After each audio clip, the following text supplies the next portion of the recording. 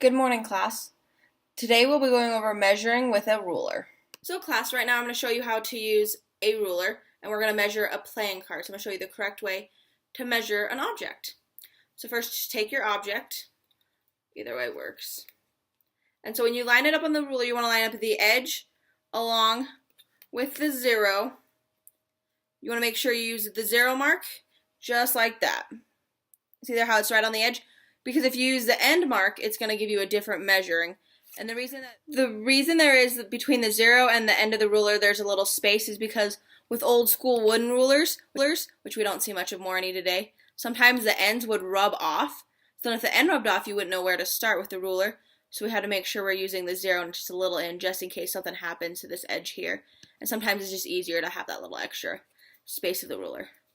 So I want to make sure the end is lined up just like that. And so, start from the zero, and then you go along the tick marks, and then you measure to the end of the playing card or object. When measuring, you want to make sure you know which unit you're measuring. And so for a standard ruler, you have two sides. One side, which is the inches, which has the bigger numbers, and then the other side, which is centimeters, and they're closer together. So for the purpose of this activity, we're going to be using the inches. So with this playing card, we can deduce that it is 3 inches and 7/16 long. And then we can also measure the top across to get so this way would be, measuring this way would be the length, and then measuring the top would be the width. So the same thing, you make sure you put the end of the card, object, starting on the zero, and then you measure to the end of the playing card or object.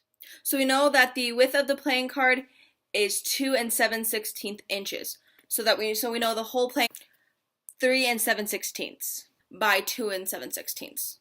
So if we start from the edge of the ruler instead of the zero, we would actually get 3 and 3/16, which is a little different from 3 and 7/16. So we always want to make sure we're starting at the zero so we can get the correct measurement. And then so the same thing for the width, we'd get 2 and 3/16. So that's a little off, so we just want to make sure we start at the zero so we can get the correct measurements, because getting the correct measurement. Okay, class, go ahead and pull out your ruler and your ruler note taker. We're going to go over what each mark means on the ruler. So students, please turn your attention to your note taker, and we're going to focus on the points between 0 and 1 to start with. All the points are going to be the same, these little tick marks, except for unless they have a number underneath them, then they're different. So this first mark we have is a 0 mark, and the next we have 16 marks in between the 0 and the 1. So those are called the 16. So we got 1, 2, 3, 4, 5, 6, 7, 8, 9, 10, 11, 12, 13, 14, 15, and finally 16. And so 16 over 16 is just one whole. So our first little mark is right here. This is going to be 1/16. It's the smallest mark you can have. And then, so right here we have the 2/16 mark, which reduces to the 1/8 mark. So if you look closely at your ruler, the 1/8 mark is a tad bit longer than the 1/16. It's not represented on this note taker, but usually on the ruler, the actual 1/8 mark is just a little bit longer, just to show that it's a different mark and it can reduce. So the next we have the 3/16 mark. Then we have the 4/16 mark, which reduces down to 1/4. That's why it's a little bit longer than these other marks in front of it, because it represents 1/4. Then we have 5/16, which doesn't reduce. So right here we have the 6/16 mark, which reduces to 3/8. Reduces to 3/8. So that's a 3/8 mark on the 6/16. Then we have the 7/16, which doesn't reduce.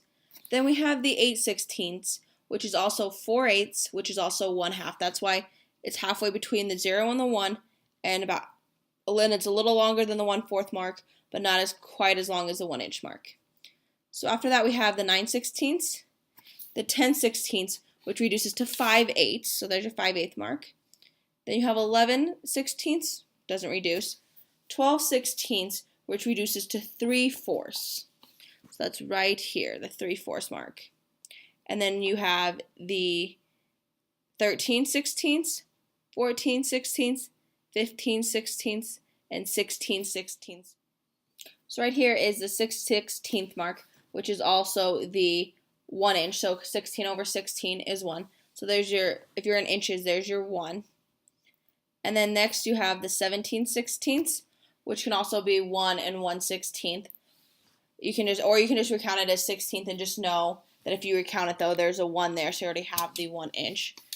And then, so then this would just be, so you got 17/16, 18/16, 19/16, 20/16, 21/16, 22/16, 23/16, 24/16, which reduces to 1 and 1/2.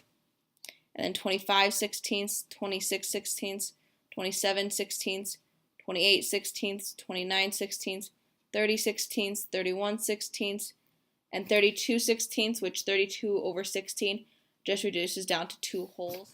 And as you go further down the ruler, you just keep going, so on and so forth. So 33/16, and then you just keep going down until you get all the way down to 12 inches, which is also, there's 12 inches in a foot, so a 12-inch ruler is equal to 1 foot.